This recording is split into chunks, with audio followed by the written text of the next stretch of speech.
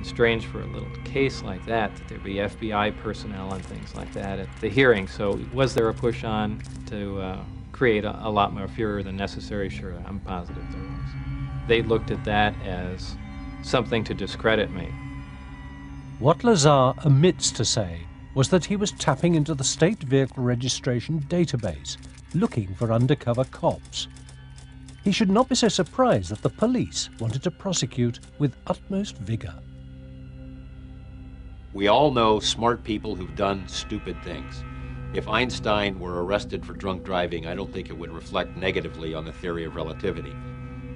But Bob is, by nature, a rebel and a loner. He's got a pirate skull and crossbones flag on his house. He likes machine guns. He races jet cars. He builds outlaw fireworks shows. He does things out of the mainstream, and that's the sort of thing that would appeal to him. That doesn't mean he's not a scientist. It doesn't mean he didn't work at some of the places where he said he worked.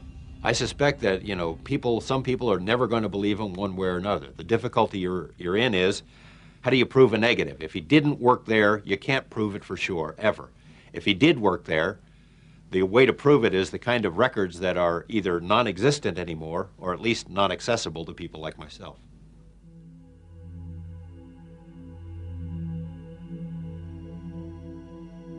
Bob Lazar seems to have a very peculiar memory. I'm not sure that it's suspicious, but it is peculiar in that he seems to remember very tiny details of his time spent at S4, yet he seems to have trouble remembering classes that he took, professors' names, dates.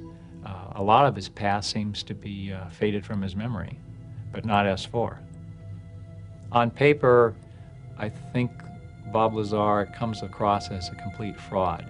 Yet I've talked to enough people and I know enough stories about things that have gone on in Area 51 that my gut feeling is that the guy was there. Whether things happened precisely as he said, I can't be sure. Should we believe Lazar's story, Tom Mahood has discovered that he did work at Los Alamos, but only for a civilian subcontractor. He was not a research scientist. He was a junior technician working on open civilian projects. Bob Lazar has been caught out lying about his past. Until we have some hard evidence, perhaps we should recall what Einstein said. Whoever is careless with the truth in small matters cannot be trusted in important affairs. I believe the operation moved a short time after I went forward with it, possibly in 90 or 91. Where they are now, your guess is as good as mine.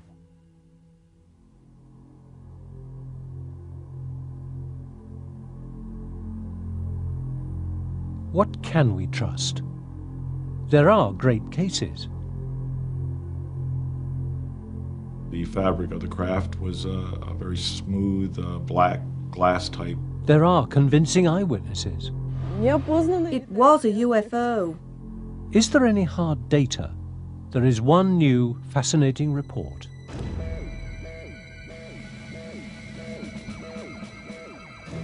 On May the 5th, 1984, an alert was triggered at the North American Air Defense Command. Moving hot and fast through Earth orbit, it was not an incoming missile. It was codenamed Fast Walker.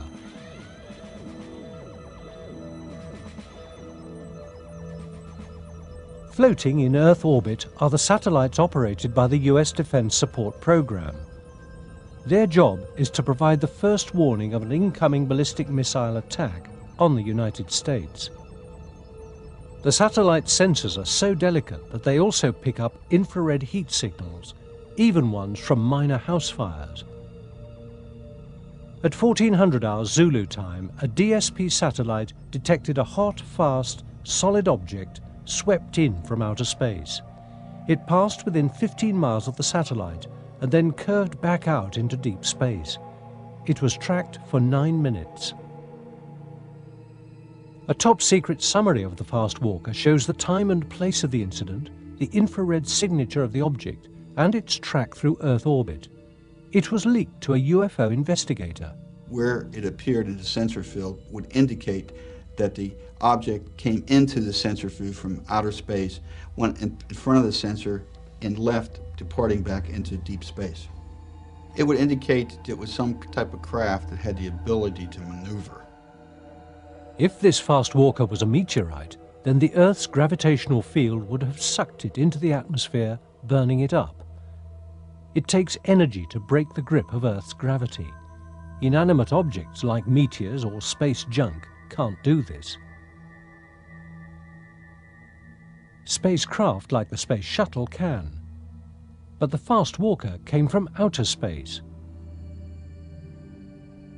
And there you have hard evidence. You have telemetry from that satellite. You have information.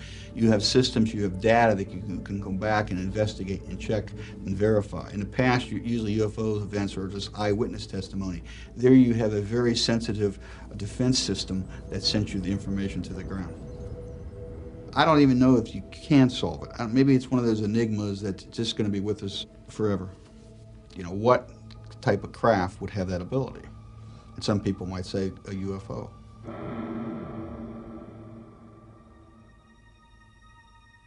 Is anyone out there?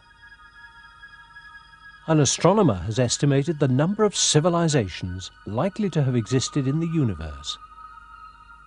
You take the rate of star formation in a galaxy and the fraction of stars with planets. Estimate the proportion of planets which could support life. Calculate the fraction of living things which become civilizations. Work out how long before those civilizations become detectable.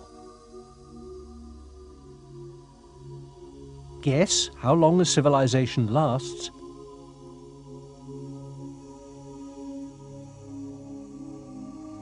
Don't forget that some civilizations can be short-lived.